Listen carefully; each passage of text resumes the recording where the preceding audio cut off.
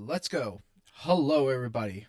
Thank you for coming into the Leon the Great podcast, episode 120.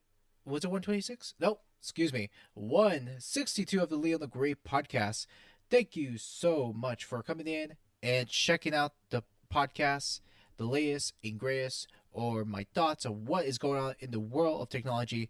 And here we are. I am coming to you live in my home studio doing this recording. And also, this is a brand new little setup right here, which I am recording right into my desk, pretty much on my laptop right here on my Apple laptop with a 720 quality stream right here, which hopefully it's not too bad.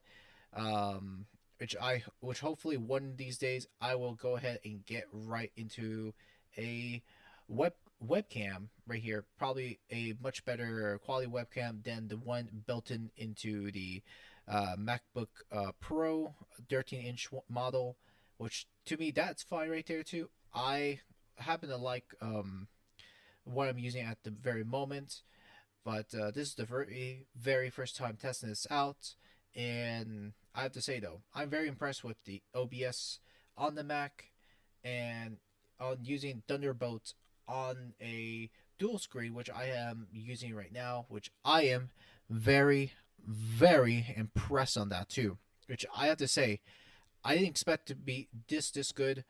Um, Dual screen, pretty much going through a dual screen for the very first time here using my monitor on the top and then the screen on the bottom, which that's what I am using right now for the camera.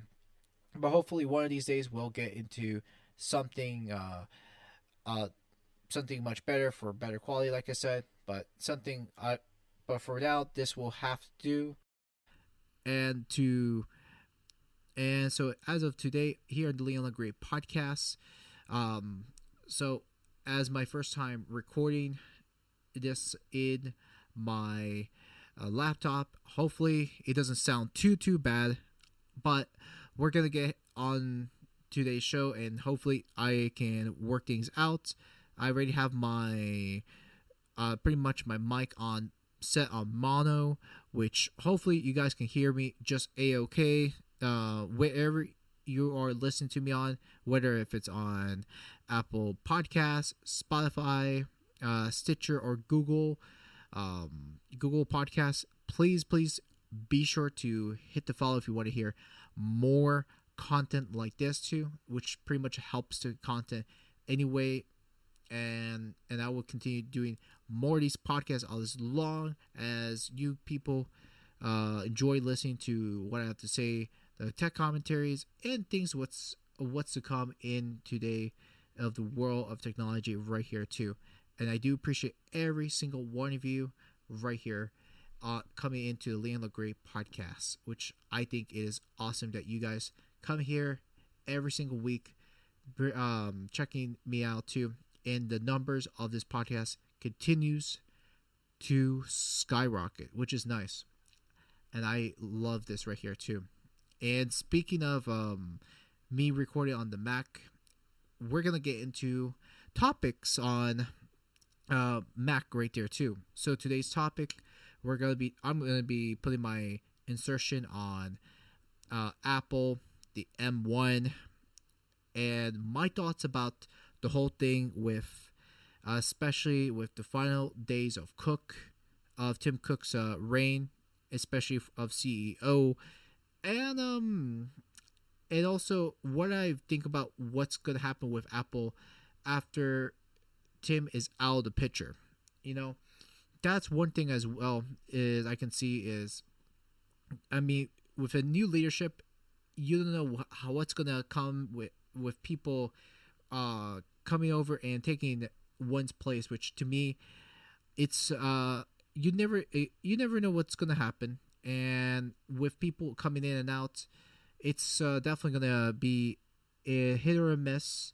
And with Apple's history right there too, we've seen some mistakes in the past and some successes too. And just like anything else, it is going to be a different era. Whoever is going to come as CEO, and I haven't read too much on what's taking place, unfortunately, because I haven't checked up on the news of Apple as much. And in fact, we're definitely going to get onto today's topic and give you my thoughts on it. First is first.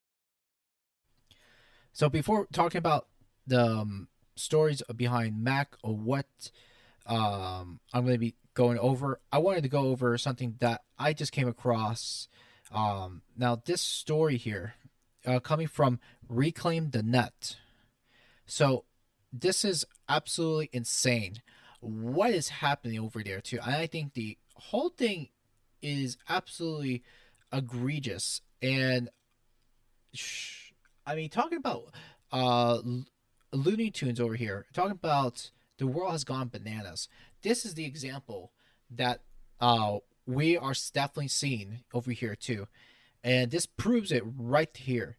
And my God, I feel sorry for the French going through this mess, and especially this man right here, this dictatorship of a president.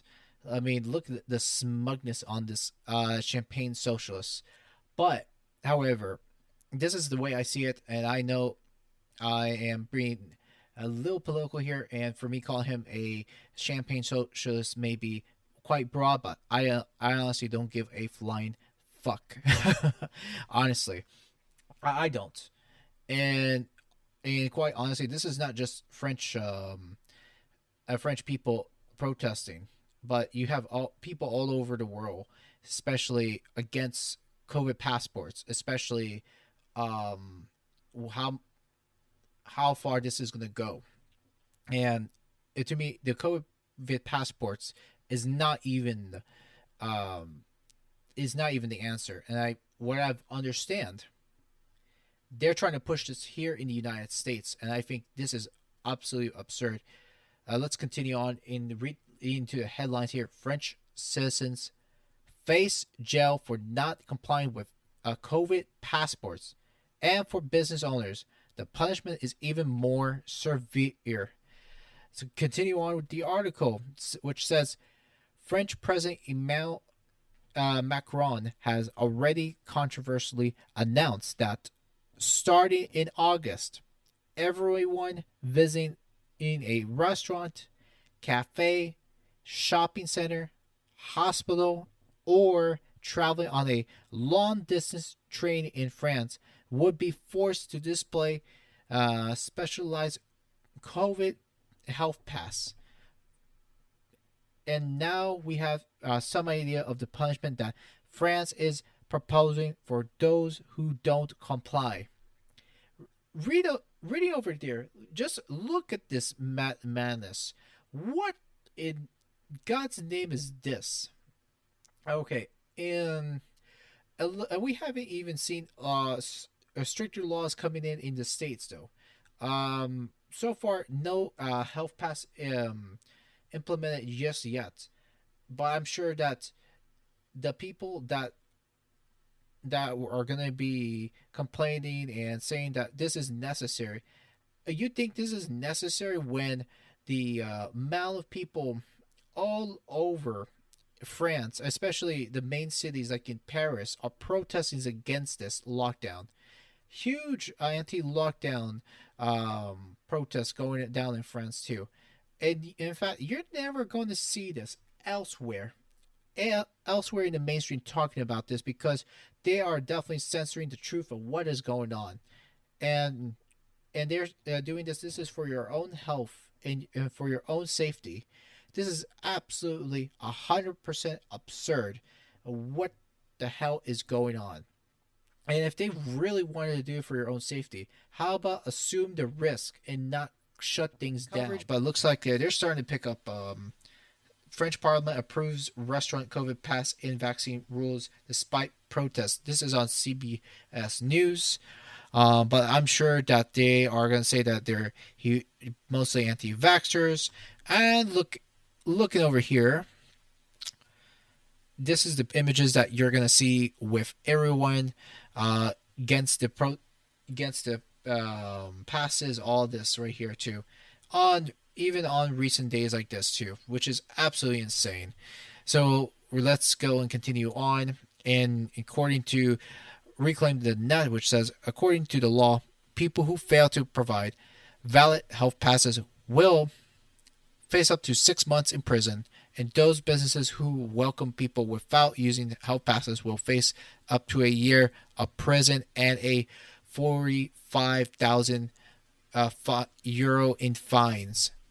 How abruptly insane. That is a lot of money. 45,000 euros in fines. Cannot believe this crap in France. I even feel sorry that has to go through this. And you think that within over a year later of COVID, you would think that this would be all over and done with. And here they are saying that we have this very dangerous variant, the Delta variant, that's out there too. Which, in fact, that there hasn't been tons of evidence. There hasn't been even evidence about the Delta variant and how many people are killed on this too. Where is the statistics on the deaths? And there is not even nothing to prove and how many people have died on this Delta variant. Nothing. Absolutely zero on this too. And in fact, this is absolutely bizarre.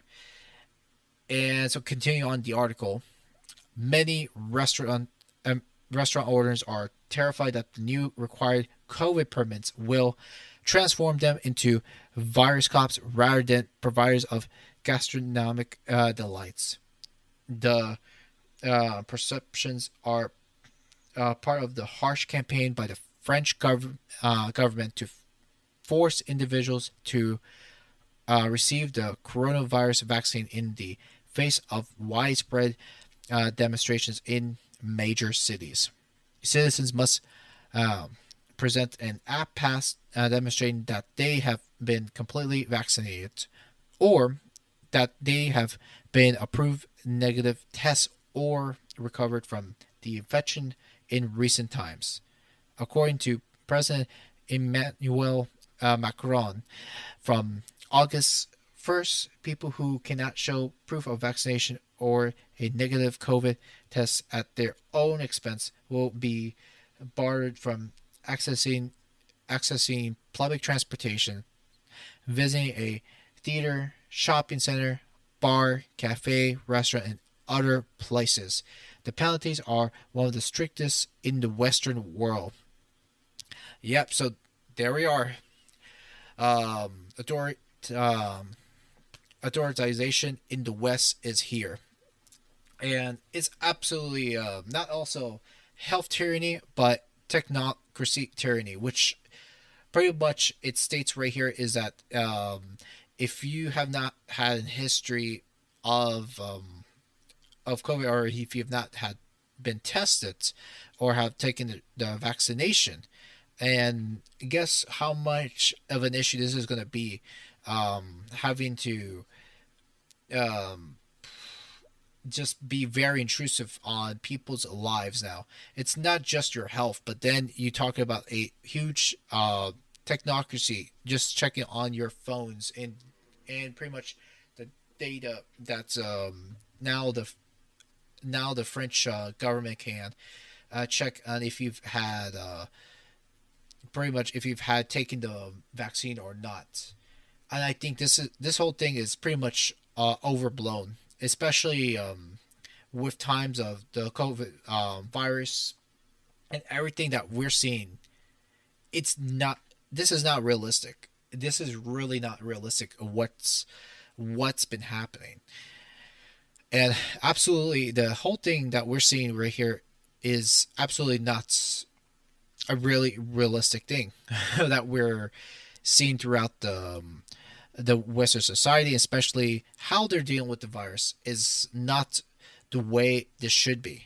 And I've been saying this since last year, is that if this continues, I'm sure that people in France will revolt and protest on this too. And I had a feeling that parts of the world, especially in the UK, Australia, France, Spain, you name it, parts of it too. And there's been protests that I've I've noticed in parts of the major cities, but it is not as uh, wide and spread out throughout the Western society. It's just not everywhere in every major cities in the United States. Unfortunately, it is just not.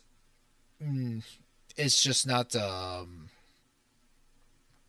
happening. Really, it's not happening all over the place as I want that to see. Pretty much unfortunate, but that's just pretty much the way we are at this time, and unfortunately, sad it is true. So, I mean, again, this is a pretty awful state that they are going through. Let's see here. There's just been so much insanity. In fact, so much things are getting are it's gonna happen real hard. In fact, there's been tons of news of France recently, especially Macron. It's just been getting slammed. It's just it's just getting slammed so much left and right, and then the people in France, they want Macron to step down, which I can see why they want that to happen because look at that. Is he is he really doing anything really good in France that's helping the people that they should have? To me, honestly, no. It's not. It's not though. It's just not. And technically, you look at the results. It is pretty bad. It's just not what we really want to see in Western democracies. And these Western republics are not doing what they're supposed to, unfortunately. And the times are just changing for the worse. I hate to say that too. I hate to be just like a negative Nancy right here too, and say that it may not it may not do too well in the West, and this is going to become an authoritarian hellhole, which I don't want. I wish I really don't want to see that in Western societies. It's just the way they've been acting up now ever since this whole COVID crap started. They are just pushing and pushing and pushing this just many of the restrictions that shouldn't be necessary. Look, you look in the stateside right now. We've seen stuff that's been happening like crazy left and right, especially in New York, in California, Chicago, many of the western, pretty much of the big cities in the United States.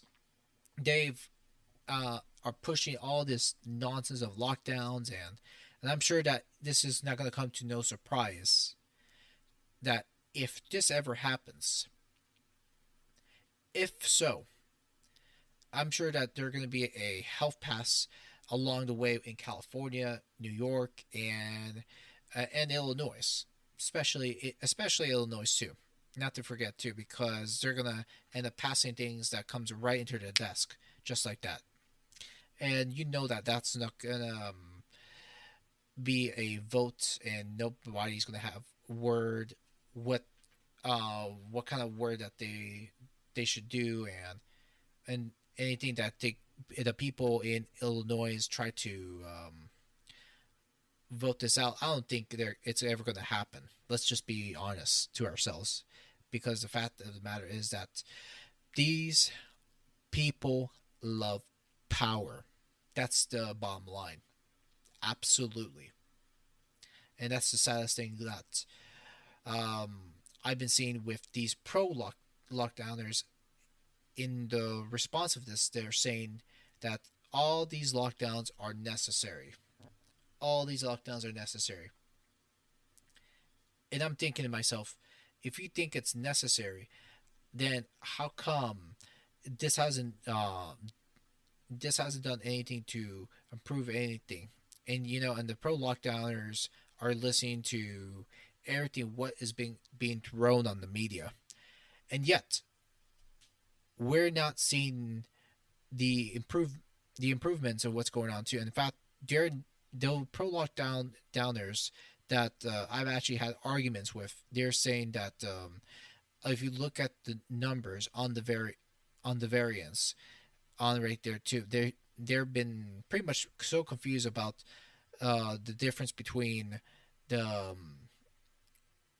the real deaths and the fake deaths.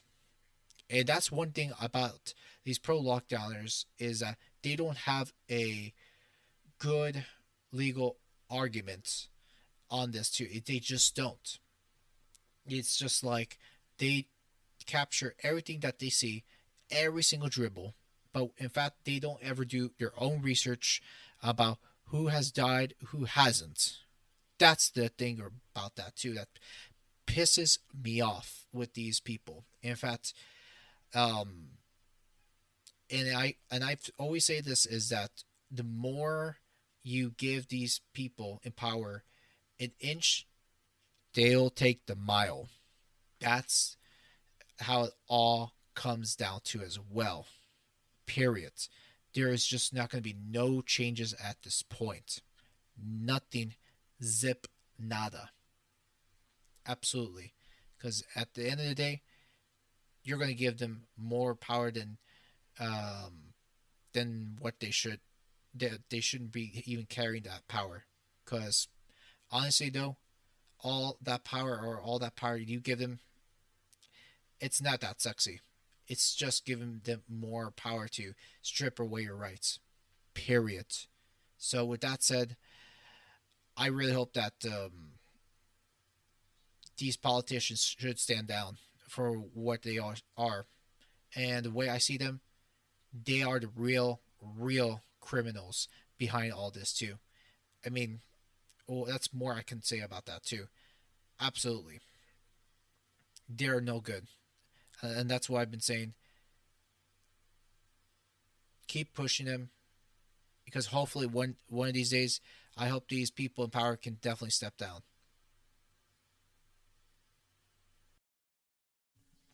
Alrighty, guys. So next up on the story we have here. Well, this is something I am going to be covering, which to me is eGPUs. So I'm going to transition over to the screen, which right here as I have here in the here in this today's story, which to me it's been around for I would say months ago too. And for me here, I will just mention something right here, clear and simple.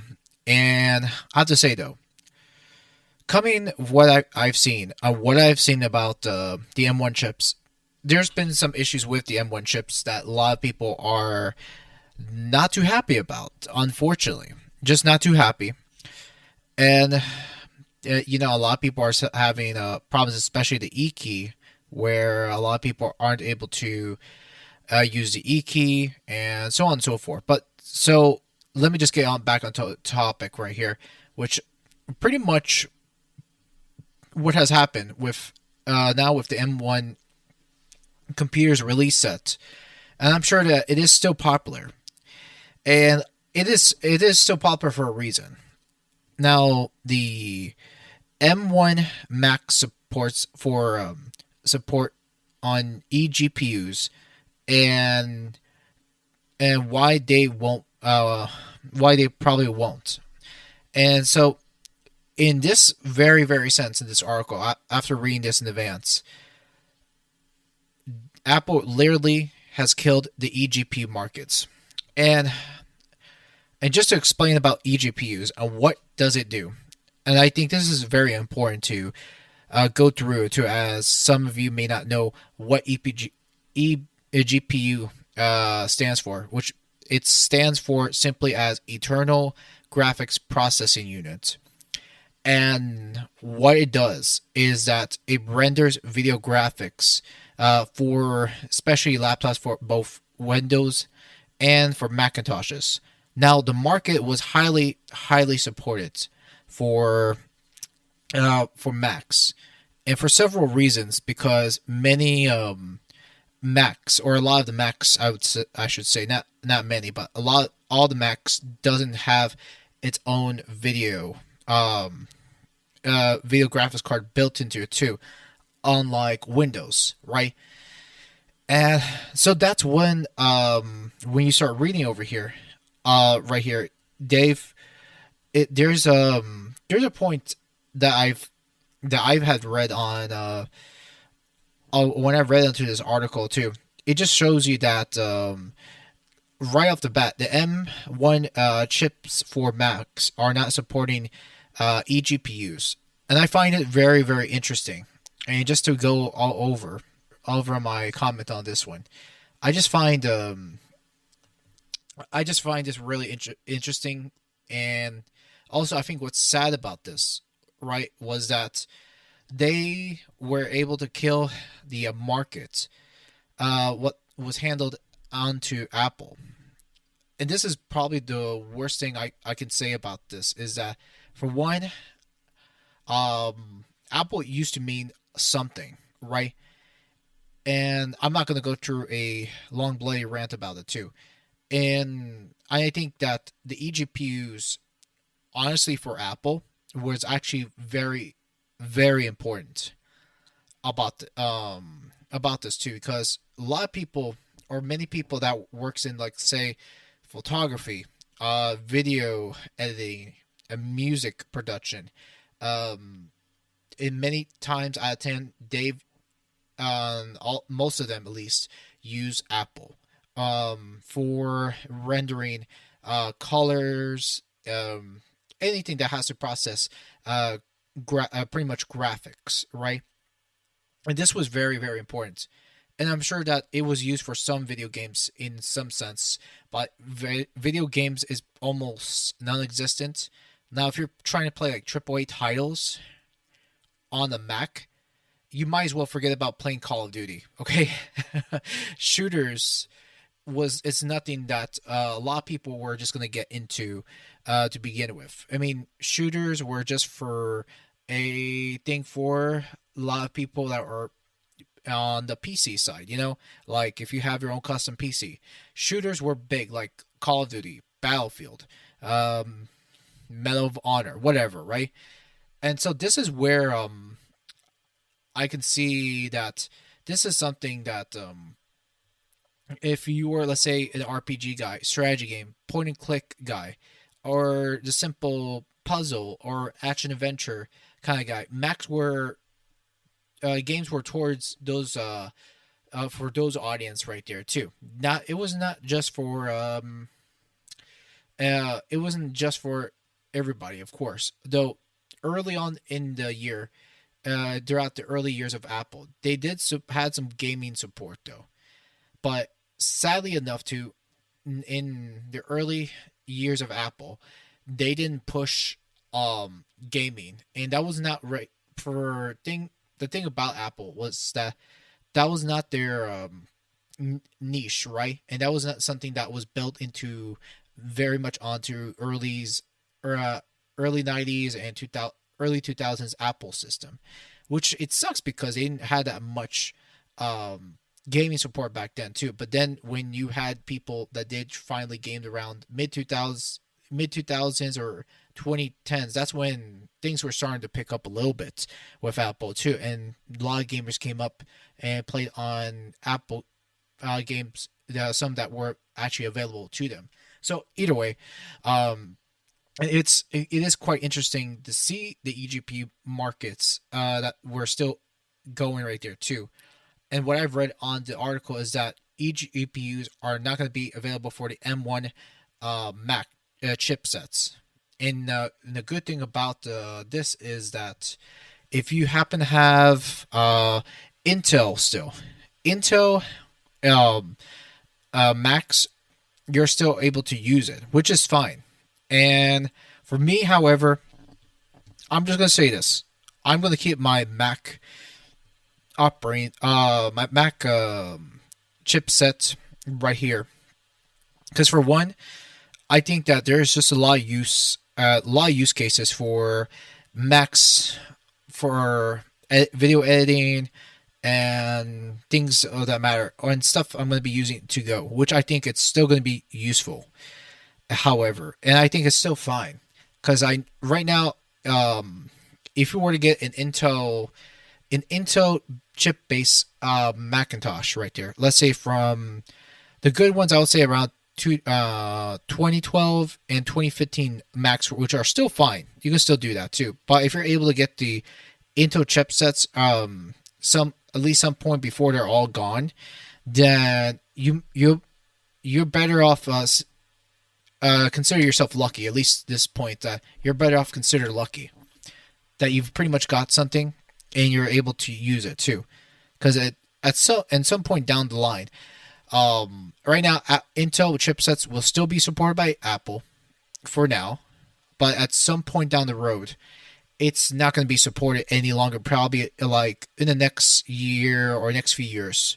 So probably that's just my guess right there too. So I want to just read a little bit right here, on this article from MacHowTo.com, which it says here the main problem with eGPU manufacturers is that Apple Silicon is a very closed ecosystem, which they're right about too. When Apple decided to drop Intel chips in favor of manufacturing its own ARM M1 chips, it took even greater control of what Macs are and are not compatible with. By doing this, Apple argues that it can make Macs which are prepared for the demands of VR on Mac, artificial intelligence software, and other next generation technologies.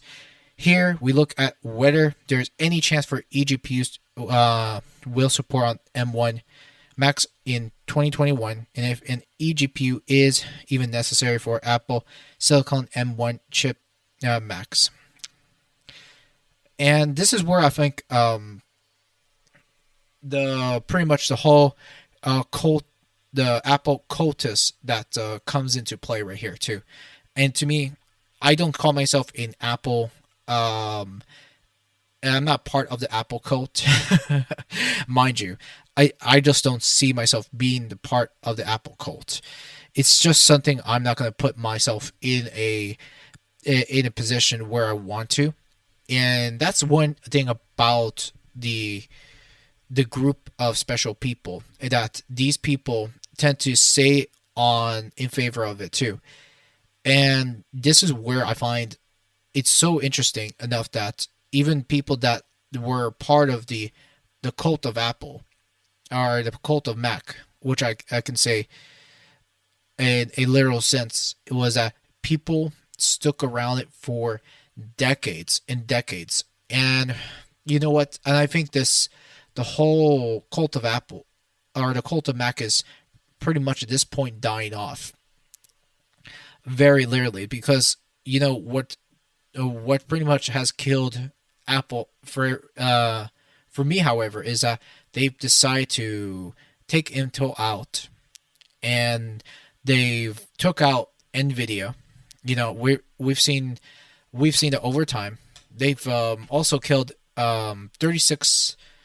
They've pretty much killed 32-bit programs, which these are old programs that you were able to run backwards compatibility with a 64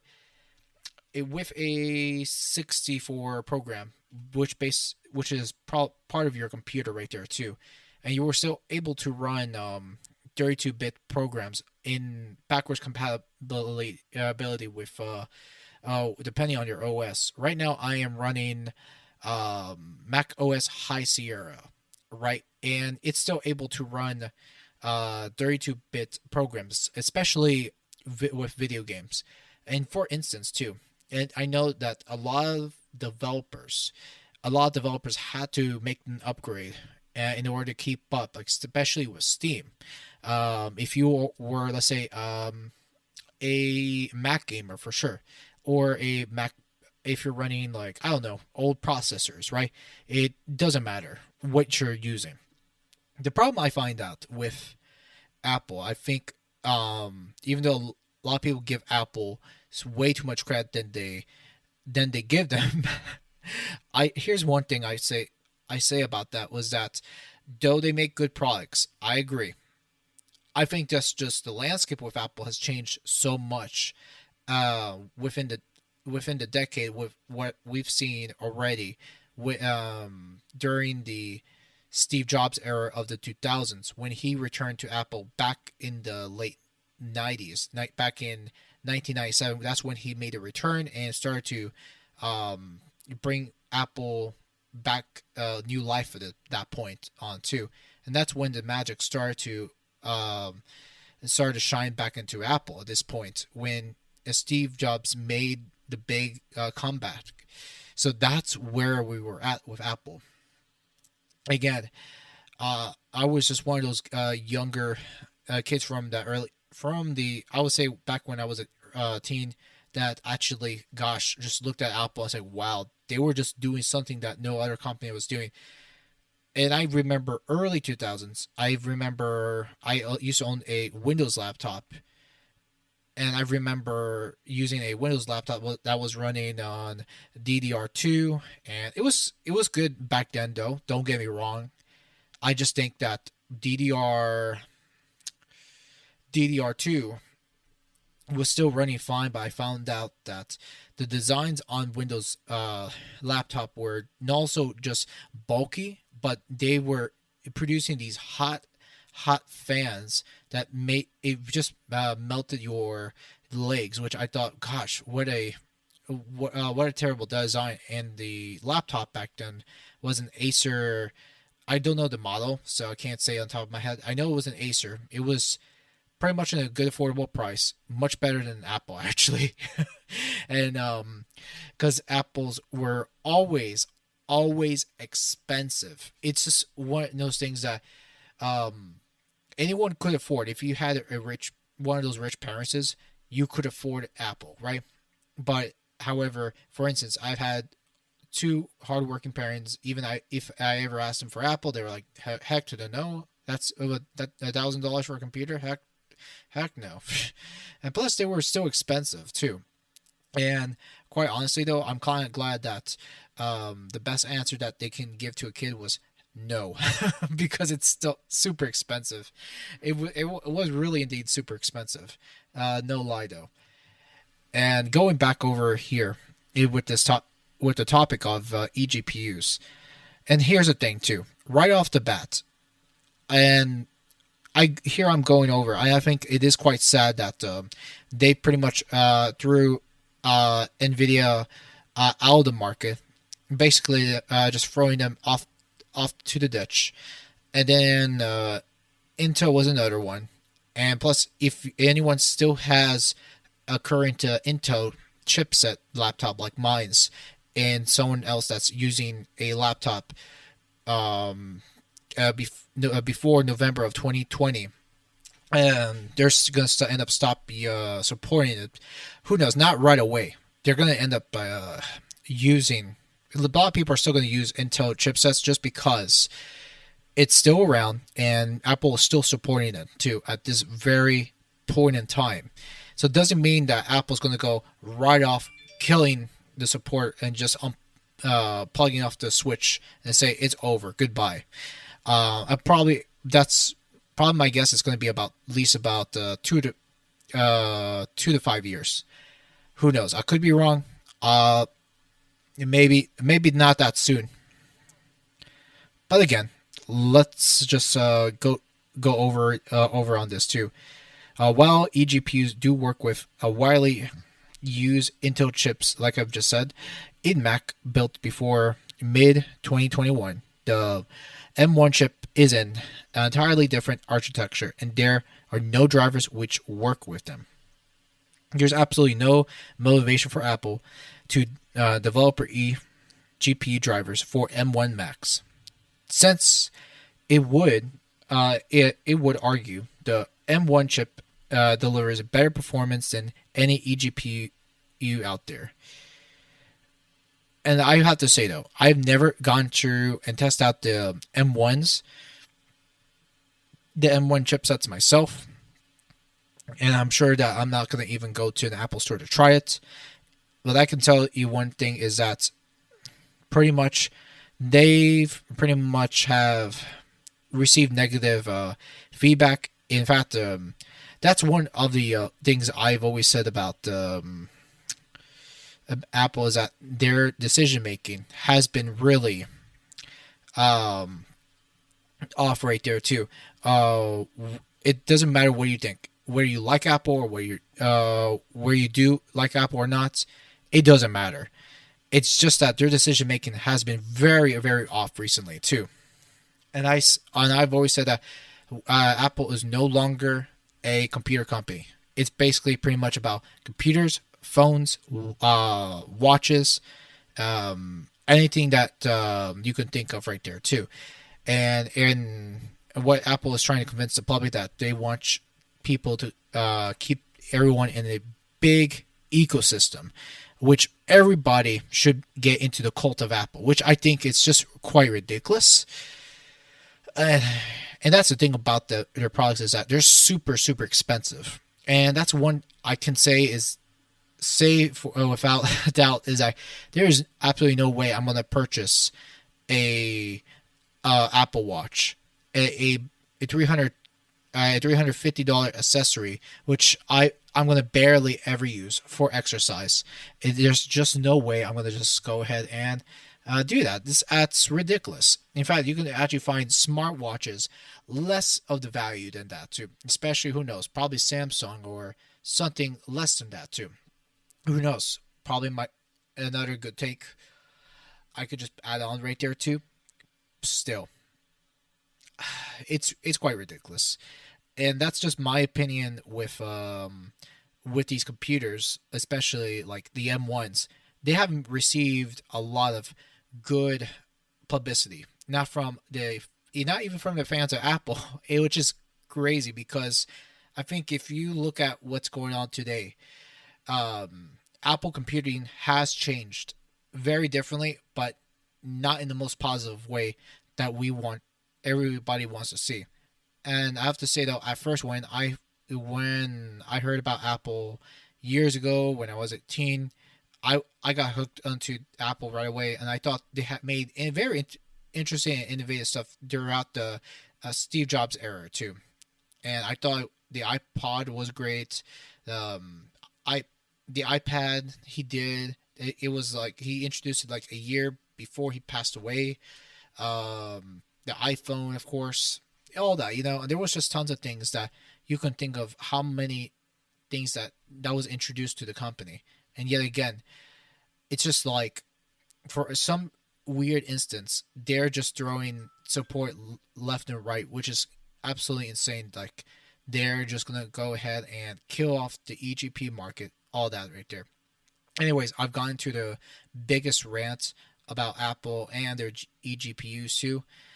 But however, what is your take on about Apple's death to the eGPU support? Because honestly, though, this was very important if you were a video editor or a photographer. But I think that Apple's not even doing anything about this too. And what I can foresee right there is that a lot of people who have gotten to Apple and tried Apple products, I know that they're going to end up switching a lot, and they're going to see that this is not even the best products out there too. And I think they're just shooting themselves in the foot faster than what people know already too. And I've already looked at pretty much made a good comparison to Apple's and Windows. Windows nowadays have now created good laptops. Before it wasn't. They haven't made their laptops weren't great. They were bulky, and their devices were pretty much broken out all the time. And nowadays, you're gonna find good Windows laptops that already have GPUs built into the laptop, which I think it's great that they're doing something like that for sure. So that's my take on it too with Apple. I think it's going to be quite interesting what we're going to see further on down the road. All right, so that's going to be it for the Leon LeGray podcast. I hope you enjoy this commentary and my thoughts on Apple uh, and kill off switch for the eGPUs and the early reports. What I've talked about France and what you guys think about that the stories I've talked in today. Now there weren't enough time for me to cover on many topics I wanted to, but I will leave it for next Friday and give you the news of what I think. Because so next week is going to be about privacy and things that what's been happening in the background, especially with Facebook, and I think this is going to be a very big disaster. And I know a lot of political commentators are talking about the whole uh, show between the government working alongside with Facebook with a lot of misinformation, which I haven't gotten around to talking about it for today's episode, but I will leave it to that until next week and doing that from here too. So my last comment I would like to say at this point was that I will at least put it this way too. I owned a Intel base chipset, which is a Apple MacBook Pro.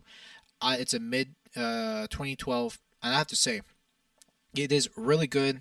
I like it too, even for a laptop that's a few years old. I will have to say that props to at least good thing about this is that it lasts pretty long, and for anybody that is looking to make a upgrade or looking to for a refurbish laptop, this is it right here too. And for me, however, I like the fact that it is very very customizable right here.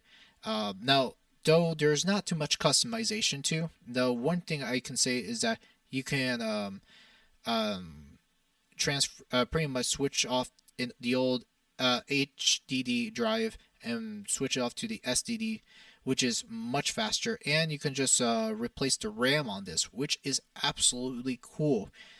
And now that's pretty cool right there too. And now next, I do want to go ahead and take off the super drive, which is the DVD and CD drive off of this too, and just put a secondary drive if I'm traveling on the go and if I'm looking to create videos out there, which I think it'll be perfect one of these days too. And while I'm video editing out on the road, which I think it'll be super great. But either way too, I think it is fantastic. And I'll probably snag one of those eGPUs before they're all out on the shelves. And that's something I would love to do one of these days, and probably set up a workstation off with my mid 2012 MacBook Pro, probably alongside with another room. Something I will do one of these days on my own. So either way, that's just my commentary about this too. And that's just going to be all for today's podcast. Hopefully you guys enjoy it. Or for episode 162 of the Leon LeGray podcast. So, all right, everybody. Thanks so much for taking a listen. You guys enjoy. Have a great day, night, or wherever you are at. Take care. Peace out.